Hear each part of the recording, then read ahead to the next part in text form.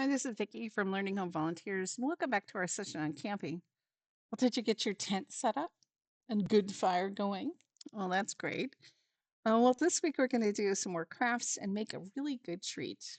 Ready to get started? This is activity number 5, and we thought you might want a friend for your camping trip. And this friend even has a sleeping bag, which is even great.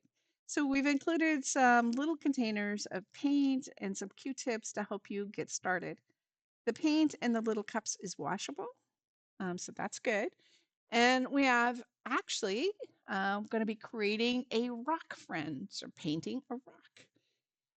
So I've seen some lovely different kinds of rocks that have been created using paint and little rocks like we've got. This one I thought was really lovely. It was a whole Halloween theme set. And I'm drawing on these with different colors on the rocks. And I think I actually like some of the other stuff too. There's one here with just kind of, colors and then concentric circles. But maybe you want to make some bugs or maybe some just eyed friends.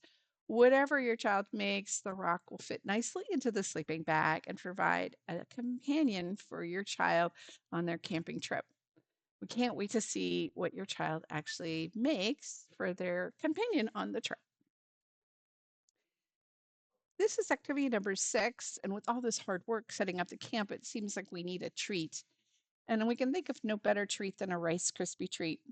I normally do this on the stove, but before we actually get started, you're going to need a buttered pan.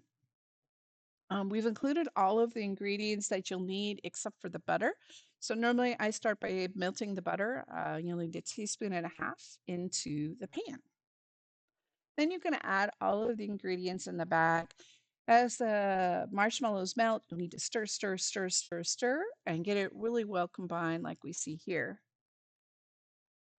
Next, you want to pour that hot mess. It is super hot and it will burn if you don't be careful. And then put it into your pan. And then press it down with a spoon and let it cool. And when it's cool to the touch, it's ready to eat, and you can cut them into squares. Yummy, yummy, yummy. I'm so excited. This is activity number 7. We're going to actually create a tie-dye bandana, and we're going to use tissue paper to do this. When it is done, it'll look something like this. You can use it as a scarf to hold your hair back or around your neck, or maybe you want to put it on your pet. I don't know what you're going to do with it. I think it's going to be fun though. So our first step is actually to set out a garbage bag onto your table and then put the bandana on top of it. We want the garbage bag on top of the thing because the tissue paper actually bleeds and we don't want that transferring onto your table. So then we want to add your bandana and then add the tissue paper. When you get ready to put the bandana down, you want to spray it with water. That'll help the tissue paper bleed. And then once it's very, very wet, you want to add the little paper a little bit at a time and let it sit for 10 minutes, maybe even spray it again until the color soaks into the bandana. If you like what you have, you can then remove the tissue paper and discard it. Remember, the tissue paper is really wet and it's transferring color, so just be careful with your fingers. Finally, when all the paper is gone, to set the color, you could use an iron and iron it dry. You just want to make sure to put paper towels over your ironing board so that the color doesn't bleed onto the ironing board cover. Or you can let it air dry. We can't wait to see how it turned out, so please post on Class Tag. This is activity number 8.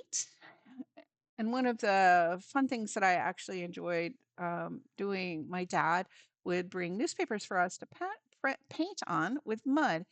And we would add some water to the dirt and then finger paint with it. My sister didn't really enjoy finger painting, so he always brought us our mud spoon, and she used the spoon to get it onto paper. So we thought that we could do the same thing, but do it with flour, so you don't have dirt in your house. So you can add a little bit of paint to your flour and some water, and make it mud, and then do some painting. Would love to see what your child actually makes. This is all for this week. I'll talk to you next week.